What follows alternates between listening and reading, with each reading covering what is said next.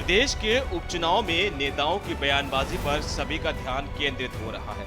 नेताओं को लगता है कि बयानबाजी करके और फिर उसकी सहानुभूति लेकर वो मतदाताओं को अपने पक्ष में कर सकते हैं। लेकिन इन उपचुनावों का एक पक्ष और भी है और वो है यहाँ के युवा मतदाता।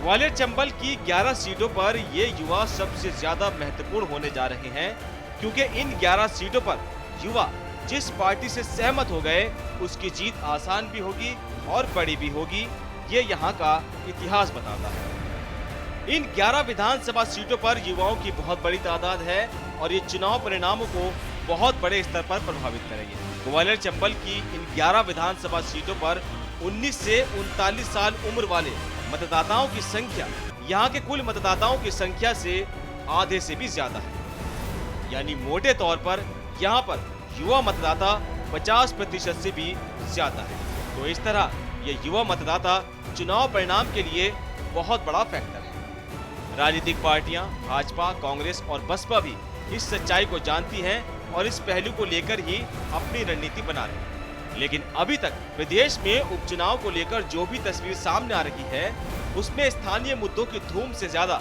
मीडिया में कमलनाथ वर्सेस इमरती देवी और कमलनाथ वर्सेस शिवराज जी ज्यादा सुनाई और दिखाई दे रही है। शिवराज सिंह मुख्यमंत्री हैं तो उनकी रैलियों में ऐसी कोई बड़ी बात नहीं दिखाई देती जिससे लगता है कि वो युवाओं को लेकर चिंतित है या वो युवाओं के लिए कोई बड़ी योजना अमल में लाने की तैयारी कर रही है। इन सीटों से उम्मीदवारों के पिछले रिकॉर्ड को देखने से भी यही पता चलता है कि जिसको युवाओं ने वोट किया उनकी जीत का अंतर काफी बड़ा रहा।